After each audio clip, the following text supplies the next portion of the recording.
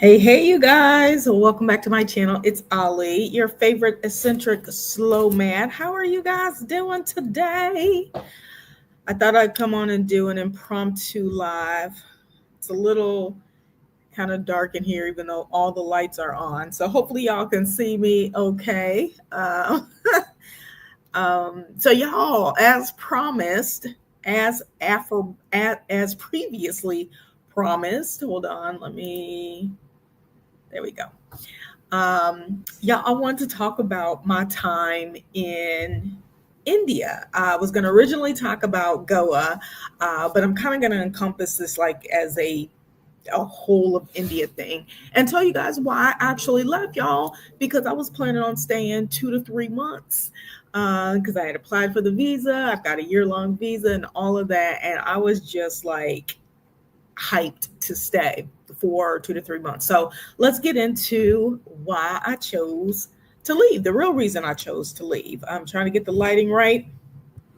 As you guys jump in, let me know where you're watching from, and you guys, if you're brand new here,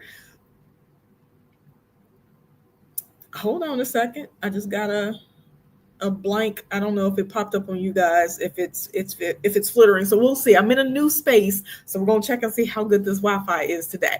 Anyway, you guys, my channel is all things travel. My real mission is to assist as many people, especially in the times that we are in right now, with um, moving forward with this type of life, getting started, increasing what you do if you're already a traveler, but you want to try to do this long term, full time, like I'm doing, or on any sort of scale.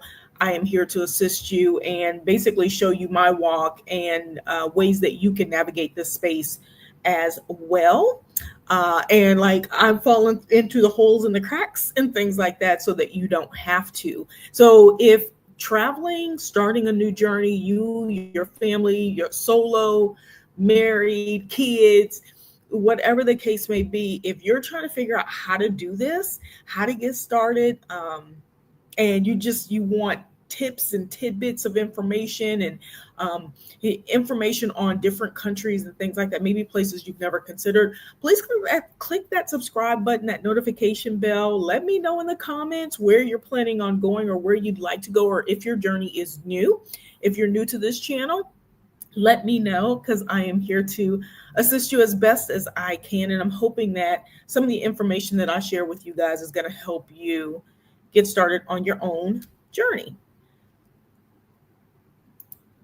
Okay, that was weird. I don't know if y'all saw that, but it popped across my screen. Hold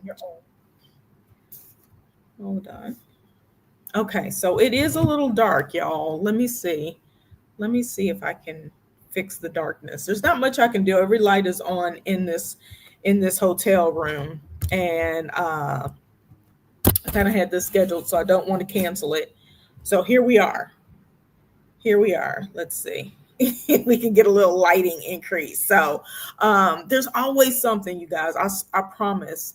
There's always something.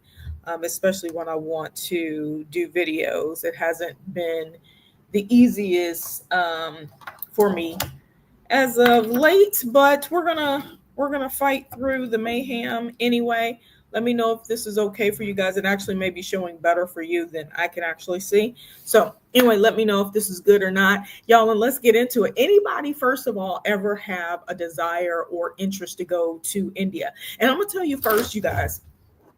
Lost my light. I'm going to tell you guys first. You know, a lot of times we think of India, we think of ashrams, we think of yoga, we think of Taj Mahal, of course. We think of so many other things, so many different things with India, but a lot of times it is people going on retreats or doing yoga certifications and things like that. And let me tell you, India is huge. India is uh, so much more than just yoga. All right, hold on, you guys. Let me get to my comments. Make sure that I can actually see those. I'm gonna type in my link really quick before I get started because I think this is the last time I didn't have this information out here for you guys. So let's just put in, make sure that the comments are working good. Okay, all right. So what's up? What's up? What's up? Okay, so tell me what you think of when you think of India.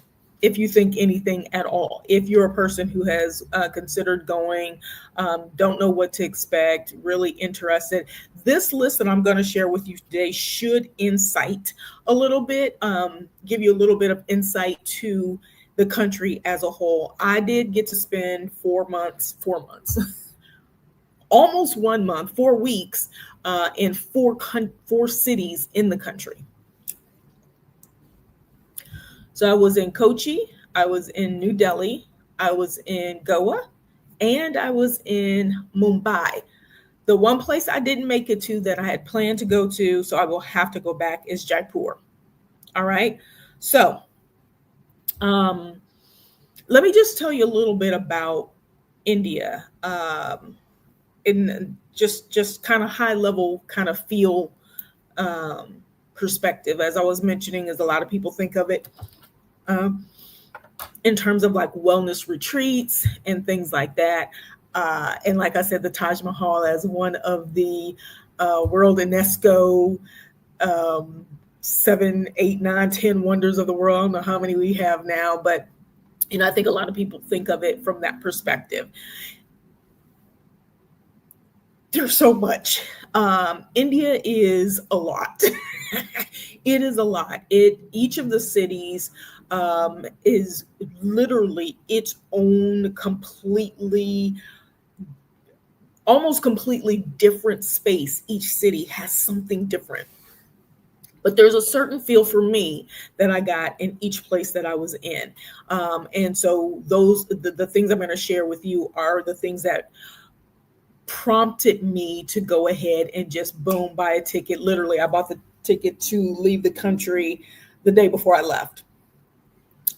Which goes to show you, like, I really, really, in all of everything, just knew that I was going to stay. I had every intention on staying and then possibly going to Sri Lanka afterwards and everything. So you guys already know, or hopefully you know, that you do have to, as a U.S. citizen, you do have to apply for a visa to go to India. So my visa application took less than 24 hours. I think it was like 10 hours for it to get approved. I applied for the multi-entry year visa, which only costs 40 USD. And I could actually do a video and show you guys and give you the link, the website to use. Worked perfectly, got an email, printed everything out, and carried that piece of paper with me, which you are going to need. I think I mentioned that in another video, but I'll talk about that in a separate video and go through the process of applying. There's multiple visas that you can apply for. They have conference visas, they have education visas, they have, if you're doing any type of volunteer work, they have a plethora of visas that you can apply for. But if you're just going as a tourist, U.S. tourist, we do have to apply for a visa. We do not get visa on arrival. And it's pretty easy. And like I said, whatever you're applying for, you could apply for a 1-month tourist visa as well. But so whatever you're applying for, that's the duration of your visa.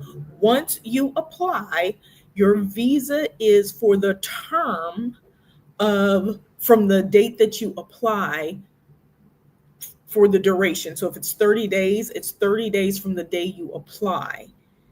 If it's a year from the day you apply and are approved, I should say, the day you're approved. So I applied, I'm gonna give you an example. I applied for my visa on October 2nd, something like that. October 2nd, I believe. Yeah. Or applied for October 1st, got it on October 2nd, but I didn't arrive in India until October 21st.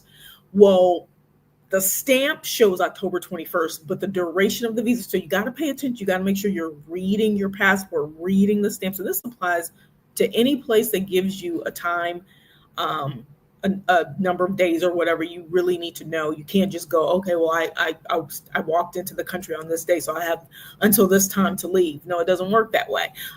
You need to look at what the immigration officer puts on your passport. So I have my visa is good through October 2nd of 2025, but I didn't enter until October 21st. Second thing is we, even though it's a year visa multi-entry, we cannot stay more than 180 consecutive days or 180 days within that year. So if you bounce in and out, you got to keep track of it. All right, that's the way I understand it. That's the way that it's written. You can look and see if there's other information.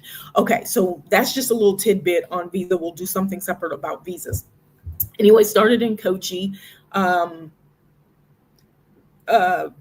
to a resort, and I can't think of the name of it, with family, and then made my way up to Delhi. So Kochi was only 3 days. Delhi was like 5 days for me, five or 6 days in Delhi. I think it was 5. Can't even remember. I did not go to Agra. I'm going to tell y'all right now, I did not go down to Agra. Although, if you don't do the drive, I'm going to tell you really quick, if you don't do the drive, you can catch a train. It only takes 2 hours on a train, 2 to 3 hours on a train, where it's about 4 or 5 hours driving. Complete madhouse. India is in terms of roads and things like that. They got highways, they got byways.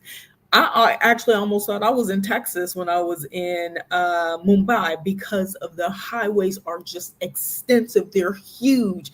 But y'all, the number of people in the country is crazy. I think, so I'm hearing different numbers for how many people are in Delhi. Our one tour guide told us like 28 million, like 17 to 19 million within like the New Delhi, Old Delhi area, but it, as a whole, like 28 million, something like that. But then someone else told me that it's less than that because Mumbai has 22 million people. That's a lot.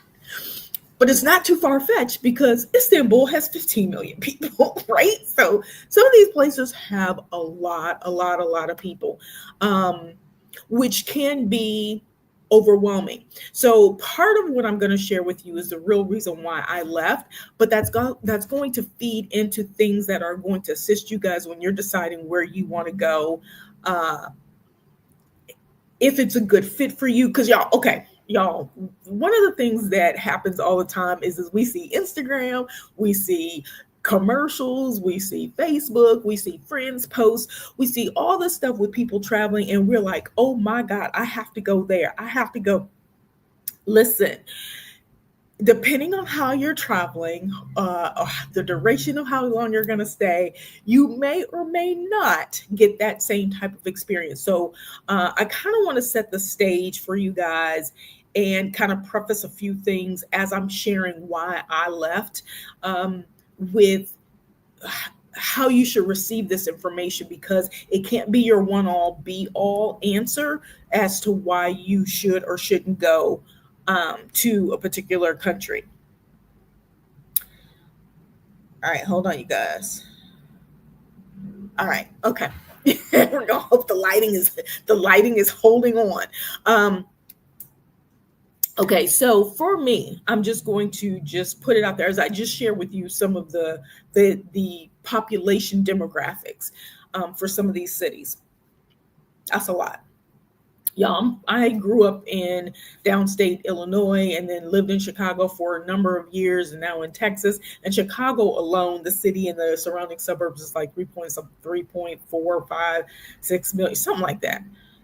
I can't remember. This was back in 2010, 2011. So you think that's a lot, right? Imagine going to a place that has 15 million people. And of course, we're talking about a city, and it's not necessarily the entire country.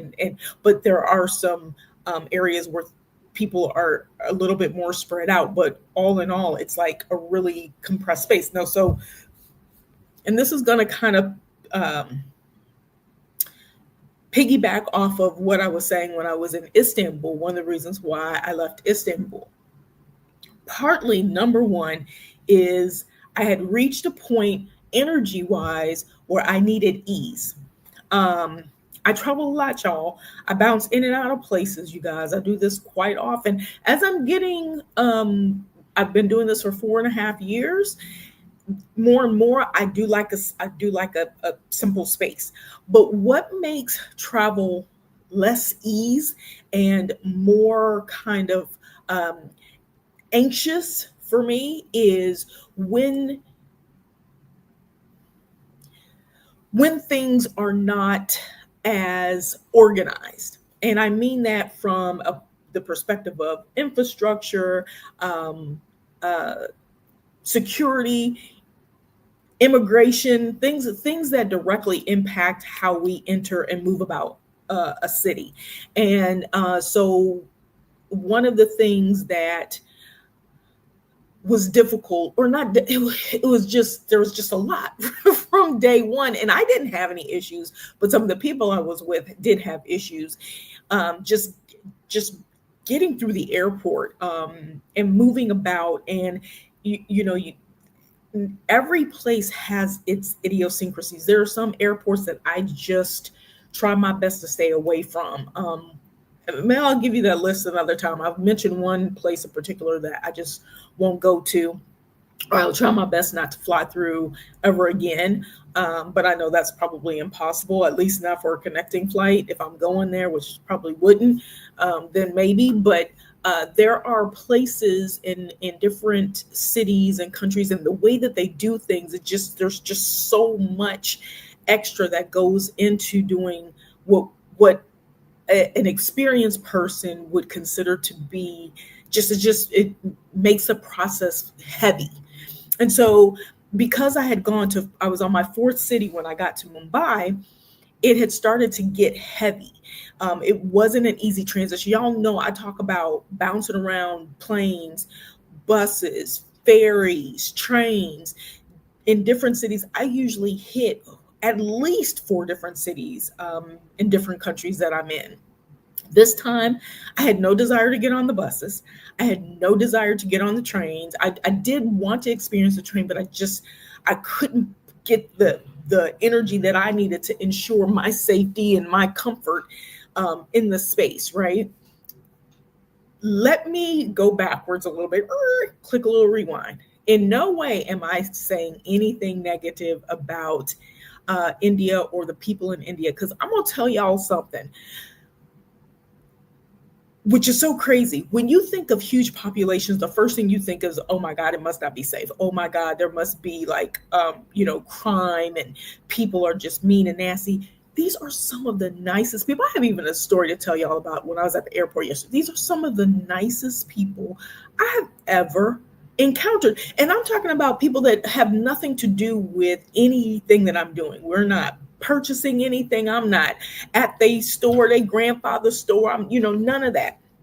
None of that is part of our interaction. But the people are just for the most part genuinely kind, except like when you get to TSA. I think they're instructed to not to smile. But any other time, I mean, they're really happy people. They're open to sharing everything, sharing things with you, sharing information, telling you about the history, explaining what they know. And as I'm saying this, because they speak English.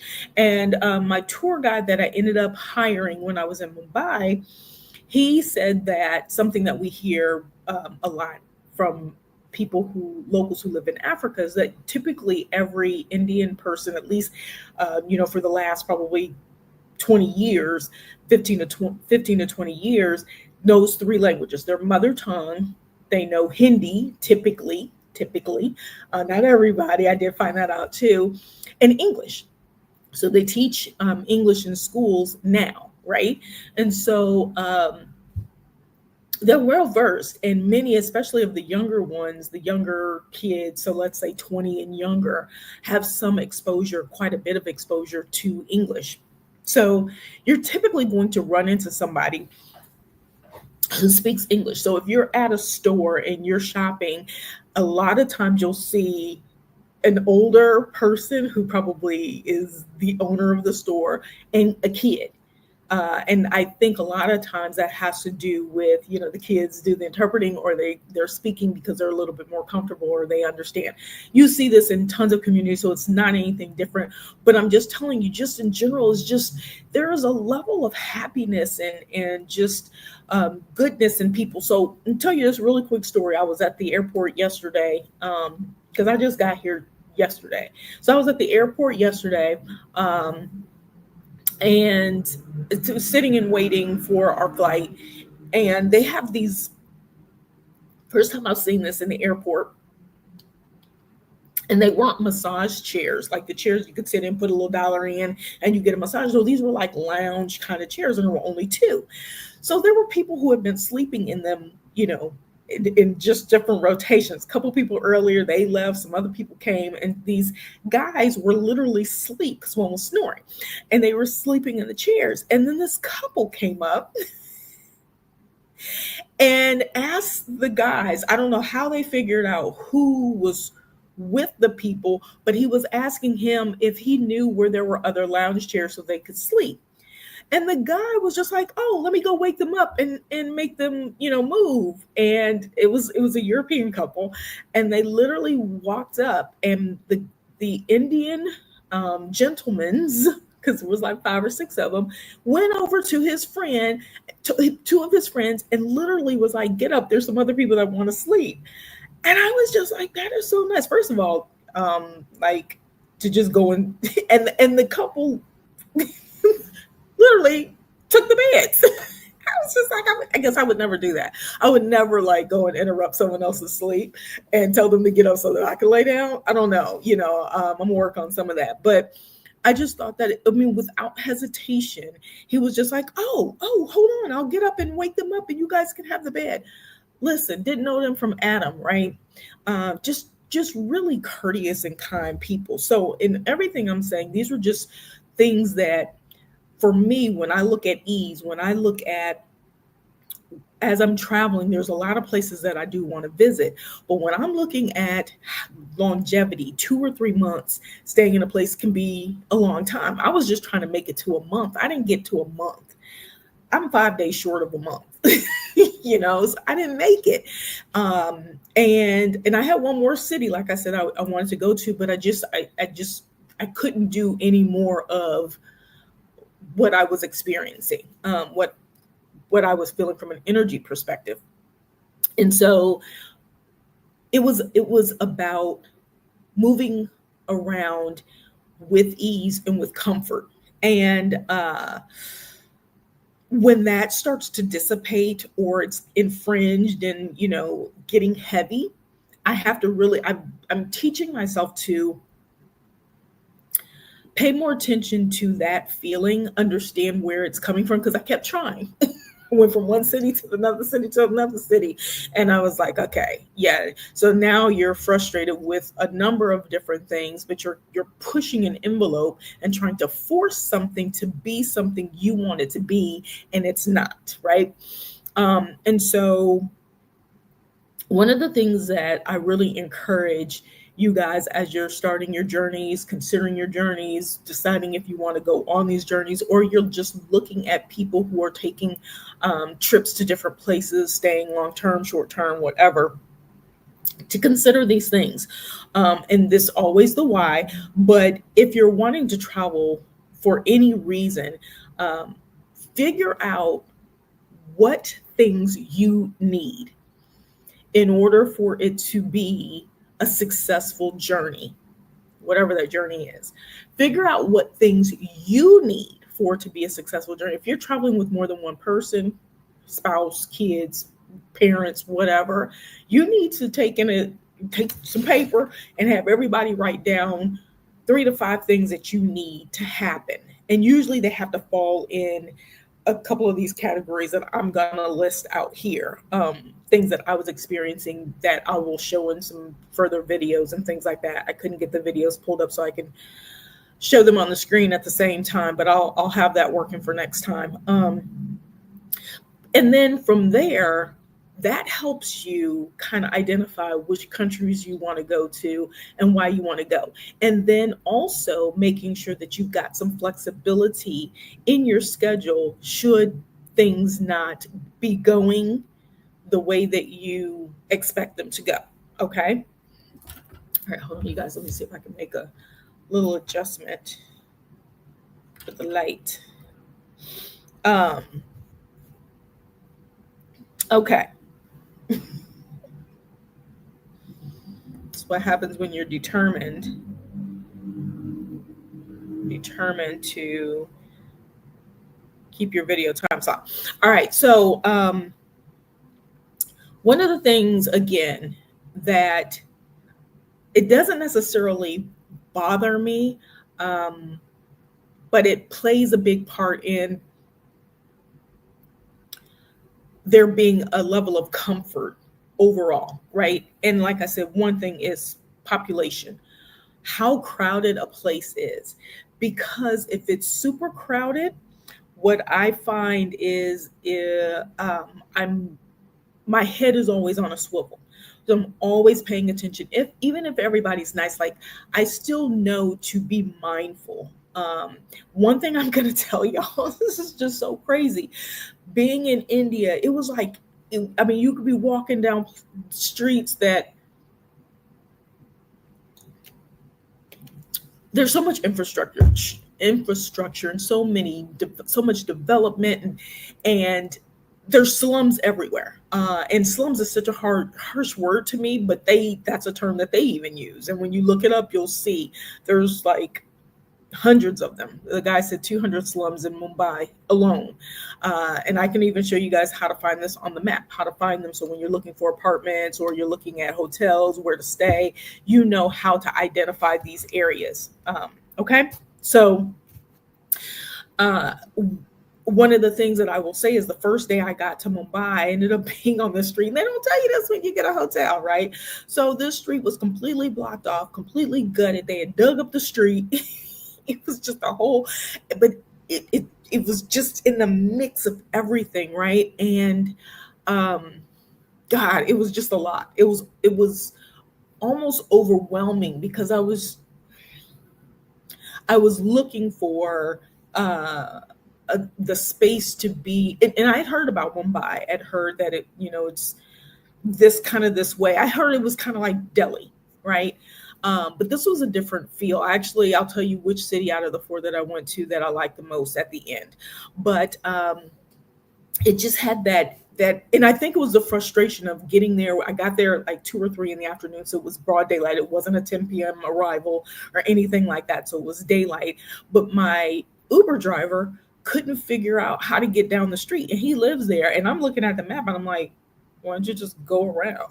Because the hotel is literally on the farthest end of the street next to the next big street, which means if you just go to the next big street, you'll be where you can get the hotel. And he didn't. He kept going down these side streets. And so he ultimately ended up getting out and walking me to my hotel with my bag. He helped me carry a bag. He locked the car and helped me, which was really nice because y'all know Uber drivers typically don't get out of the car, period. They're like, here. And he just kept trying. And I was just like, would you go to the big street? And then the guy told him, he was just like, yeah, you should just come around. Anyway, so he spoke enough English that, it was a dead space and we were like not doing sign language, but we could understand one another. But it was that, and getting to the hotel and the assignment of the room, and then picking another room, and none of them being the rooms that I had actually booked. But at this point, I'm kind of just like, I had booked 2 nights. I ended up deciding to only stay 1 night. Thank God I didn't prepay for it. And I will tell you, the room was clean, but it was just a no. And when I share accommodations, I'll share some more. So population and accommodations, right? So cleanliness plays into population.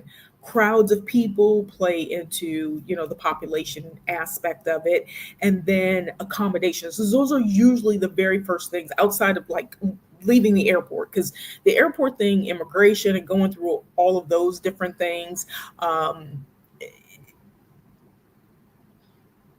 that's a whole nother video.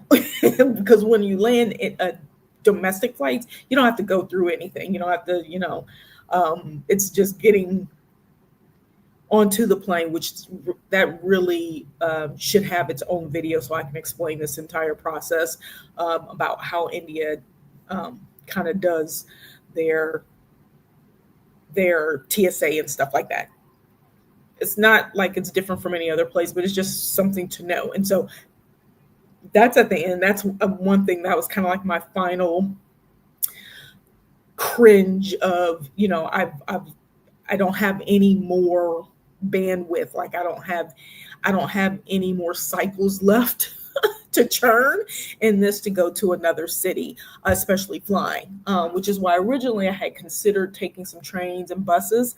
And then I saw them, I even saw the sleeper buses, and I was just like, I just don't have the cycles. And part of it is because of how I'm traveling right now. I have all of my luggage. So I have all of my bags, even though I'm carrying backpacks, I have three of them, small one and two medium size bags. And so I haven't set anything down. So it's much more difficult to move about and move about easily. And so that plays a big part in it for me.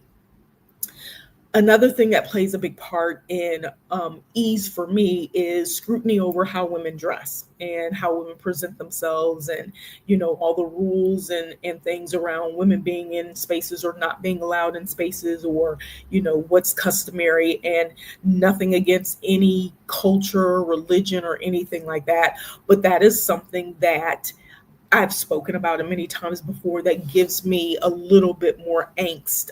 So it kind of depends, because different cities that you go to, it could be really lax, like tank tops. And I was in Goa, and by the second day, I was like, okay, nobody wears anything that is cultural down here, even the local people. And that's when I knew I could kind of loosen up the reins a little bit. But then I get to Mumbai, and it was like, okay, tighten them up a little bit more.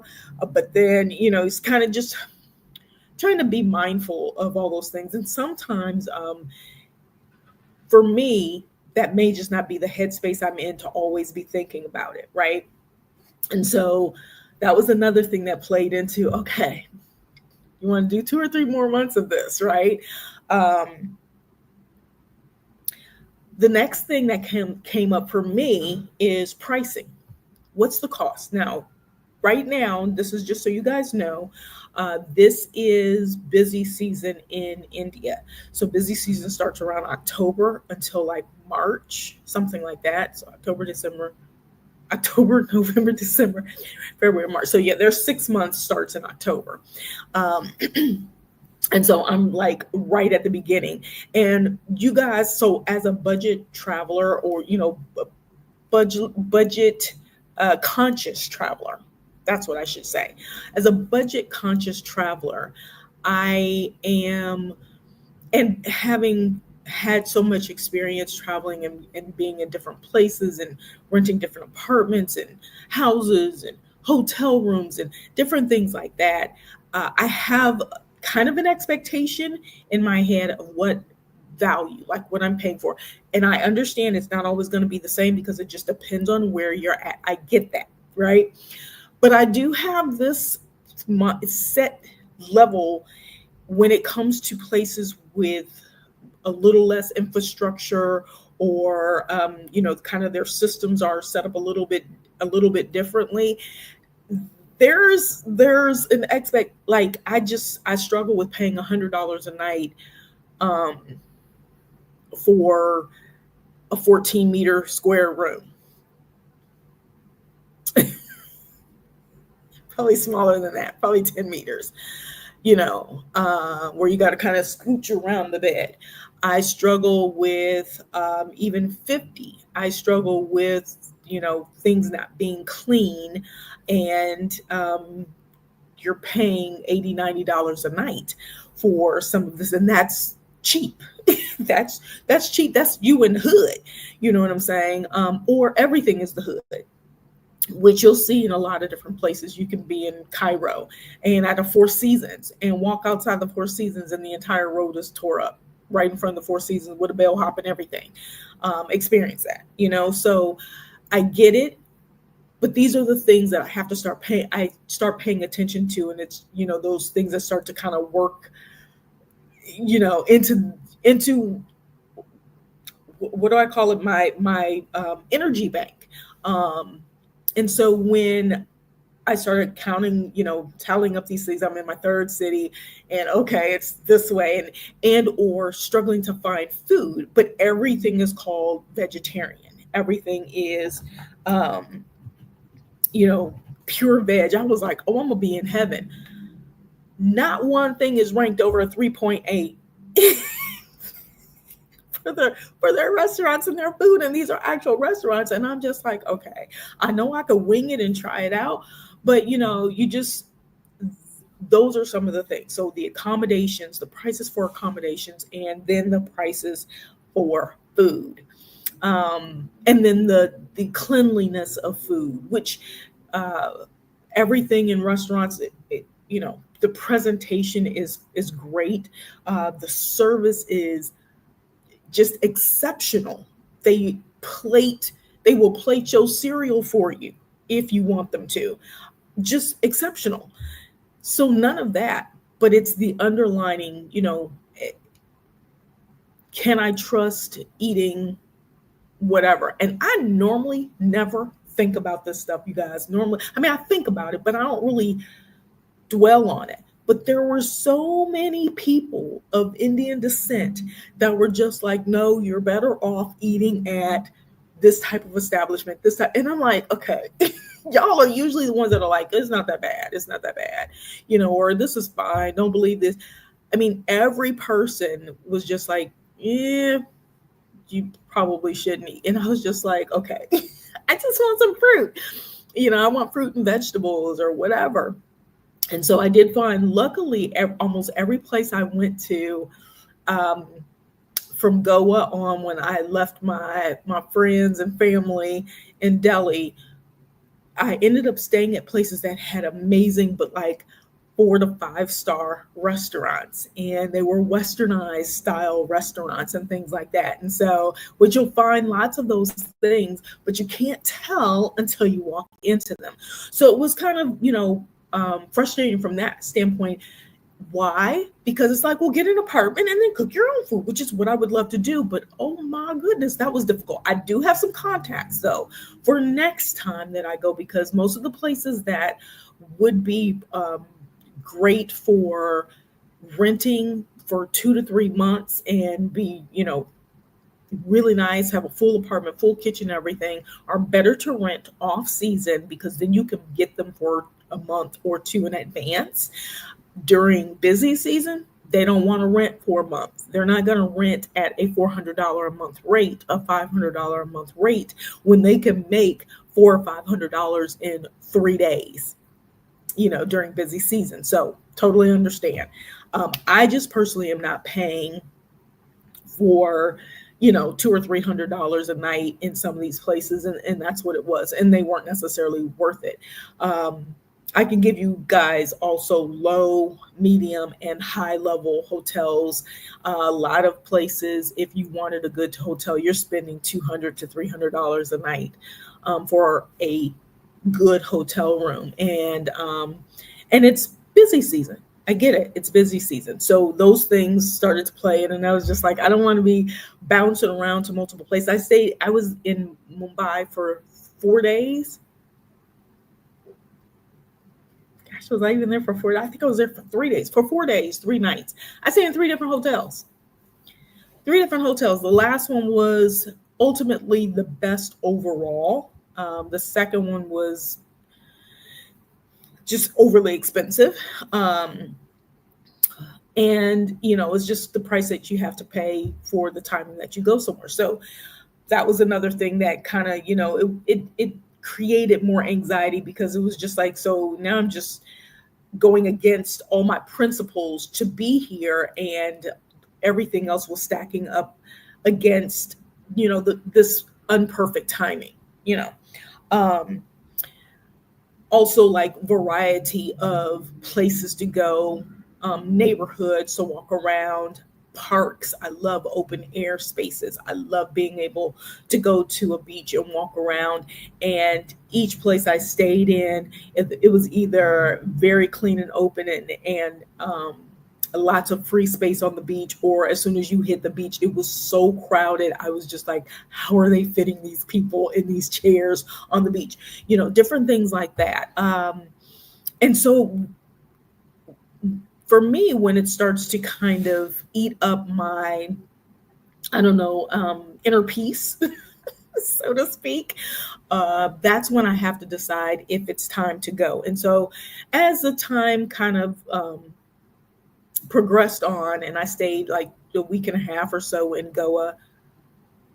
Yeah, like a week and a half in Goa, and then 4 more days in Mumbai. And I just knew, just from things that I heard, that Jaipur, maybe that was going to be the place that I was going to stay. And I was just like, no, I can't muster going to one more place and it being more of the same, which then would be frustrating, because then I've spent the money to fly to another place.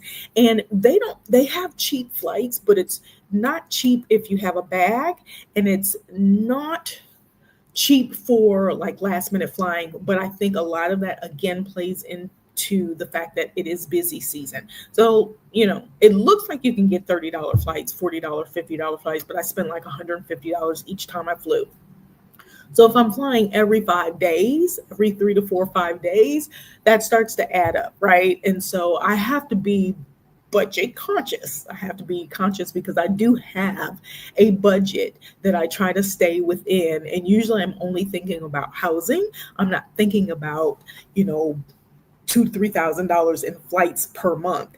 And it could have gotten to an exponential amount if I would have kept going around trying to find the city that fit me. That's better to do in the off season, when it's not so crowded, and also when it's not the season. And when I say busy season, I'm not even talking about external tourists, because everyone I've talked to, including my last tour guide, indicated that since 2018, something like that, maybe even a little before, their tourism rates have dropped tremendously. So the majority of the tours are actual um, citizens of India. So lots of Indian people you'll see everywhere, which is actually a nice thing. It is nice to go to a place and see locals actually enjoying all of the beauty of the country that they live in. But it is a different type of traveling. It is more domestic for them. And so the hit, again, comes from being international an international person, because there's an expectation that you got money, you could spend it. And so you do see it in different kind of ways, right? So variety, food, experience, or not experience, neighborhoods, the things that you're looking for me, I look for nature. Like I said, I look for parks. And the interesting thing is, when you're looking at a map over India, it's kind of almost hard to find green spaces, because everything looks like dirt from the top, but it's actually like gardens and parks, these beautiful areas, at least in Mumbai, right? So there's some things I can definitely share that I loved, but on this video, I'm sharing why I left, right? Walkability. Y'all know I love to walk places. So when I get to a place, and yeah, you could walk everywhere, but oh my gosh, it's sidewalks are not for you to walk on. And the first 3 cities were not walkable by sidewalk. Um, you have little patches of sidewalk, but that was it. Mumbai was the best, by far the best. And then I found some cities in my last day, some areas within neighborhoods within Mumbai that I would love to stay in, like where Mahatma Gandhi, where Gandhi stayed. just messed up his whole name. Um, Not his house, but the house that he stayed in. That's in Mumbai. It's close to central Mumbai, actually. So um, they have tons of walkable areas that almost gives the feeling of like New York or something, with the streets, the sidewalks, the brick sidewalks. I think they have them. Excuse me, I'm thinking that's New York. But places that have kind of that structure, that setup that I look for. Um, and then, like I said, lastly, all of this stuff is kind of pending on um, the financial institutions and transferring the money, how you use money, and that was actually a good thing. Even their exchange rate, um, not the exchange rate, but the charge was not bad. I do have my Charles Schwab card, so I do not pay for ATM fees, and I've already seen that I do get my fees reimbursed, so that is fantastic. That saves a world of extra expense. The amount of money I've probably paid in the last 4 years in ATM fees is probably close to thousand plus dollars. Honestly, I probably should do a tally to see if I can figure that out. But all of those were some of the major things that uh, made me sit down and decide, is this somewhere that I can be? And it was really just the energy going out and trying to force um, comfort or a space. And I mean, I enjoyed the people. I mean, everybody I encountered was great. The places that I went to was great. It just wasn't the right time of the year because now everybody is trying to make money, and everybody trying to make money, right? And that has, to me, it has positives and negatives, and not that I don't want them to make money, and they shouldn't make money. They absolutely should, but for me, I'm not gonna. I don't want to put myself into a situation where I'm looking at something. Y'all, let me just gonna tell you guys, the last second to the last hotel I was at that I paid $100 a night for. And I have a video when I walk in, and I ended up with a room with two twin beds, which is fine because a twin bed is okay. I can deal with it. Y'all, I'm 5'4". The twin bed was so small, my feet were hanging off of it. You couldn't roll over. It was like a mini couch. It was like a massage table. That's the size of the bed. And they had two of those in the room. And I was like, this is not a twin size bed. And then on top of that, the bathroom, the sink was the width of my hand.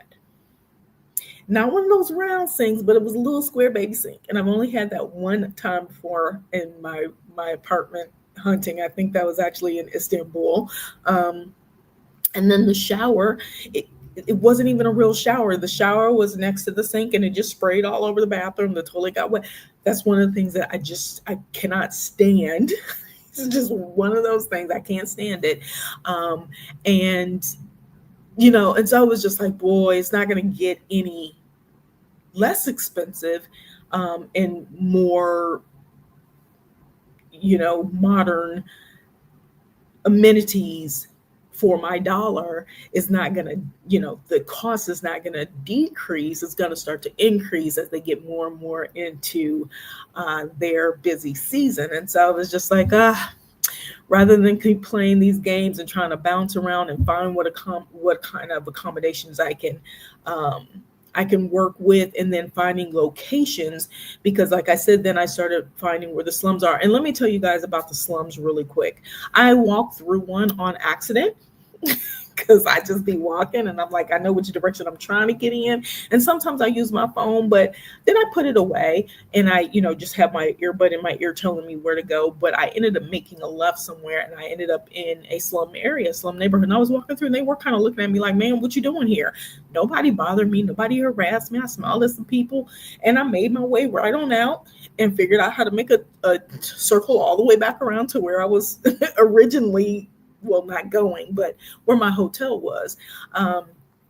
And we went into one for one of the tours, which I typically don't really like going to slums to, because even though the people are okay with you being there. They don't say anything when you're there. I'm sure they're not really like hyped about people coming to tour their houses and where their kids are because they're poor people. Like, just the whole idea of it just troubles me. I ended up going to one because I found out, and I'll share this with you guys in another video, about a system that the government pays for. And, just I'll share with you how their slums are set up there, what we would call the ghetto or whatever. I'll share with you, we could learn a lot. We literally could learn a lot from India and how their government, you want to talk about socialism or social systems or entrepreneurship. It's unbelievable what they actually have set up there. And so, you can end up in them, and it's not like, I can't say that anything bad is going to happen.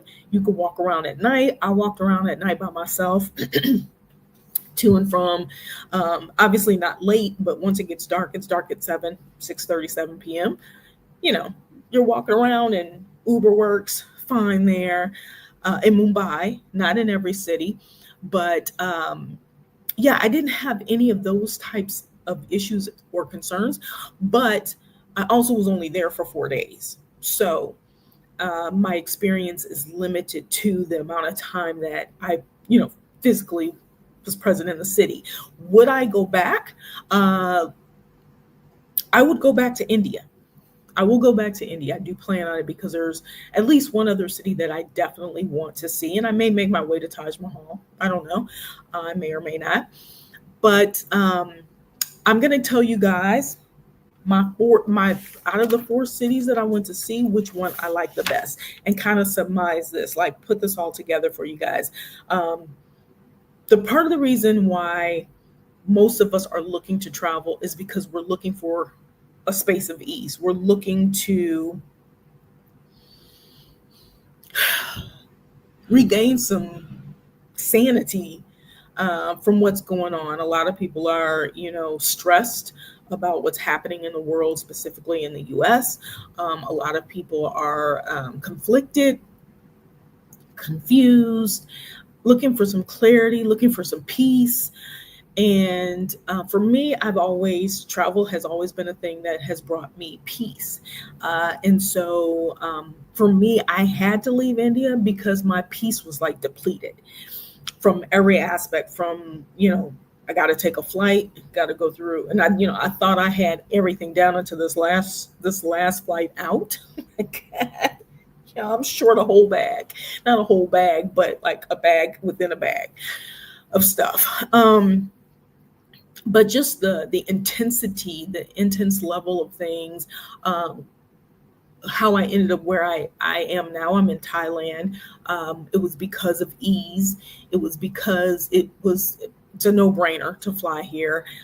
If I'm looking at all of these things, less crowded, clean, women's attire, pricing, variety of things, walkability, financial institutions, access, and I could pay for hotels or apartments or whatever via Wise and different things like that. World Remit, and it's really easy. I don't have to get cash out all the time. Those kinds of things. Thailand is very easy. And immigration, even though we only get 60 days here, but we get 60 days now. A year ago, we got 30, and then you could renew at immigration twice. Now we get 60 to start. No visa, no e-visa. You just go in, your passport gets you 60 days. Fantastic. Don't have to apply for a visa. Don't have to wait for a visa. Don't have, so you could spend 60 days in Thailand. And yes, you could spend $2,000 to $3,000 on housing. You could spend tons of money on food and stuff like that, but you don't have to. I literally had a full meal last night that wasn't even $5.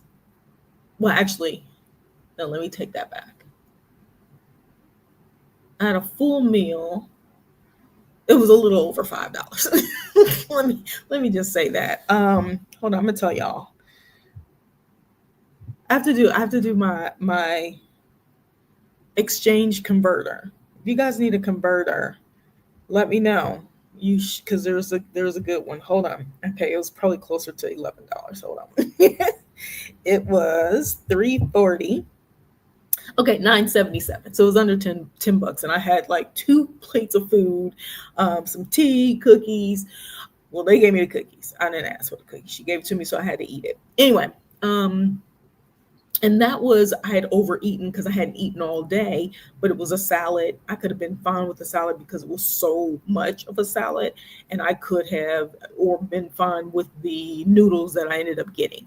Breakfast this morning was 250, which comes up to like $6, $7, something like that. And that was full buffet, very clean, tons of food, all that kind of stuff. India, you could find places that were in around the same benchmark, that, $8, $9, $10. I did find a few places that I like, but for the most part, if I was eating and I was enjoying myself, I was spending $25. I spent $25 the last night I was there. I spent like $25 to $30 or $40, something like that. The first night I arrived in Goa, eating in Delhi was expensive. It was 20. We're at a upscale, what we call upscale, i.e., Chili's. It's like $25 for one person. So same as in the States. So it was more expensive over there. But coming to Thailand for me was a no-brainer. It was literally, I could buy the ticket because of my passport. I don't have to worry about a visa. I could come over, everything, just all the extra stress that I had on my shoulders, just tense about, okay, am I going to stay here?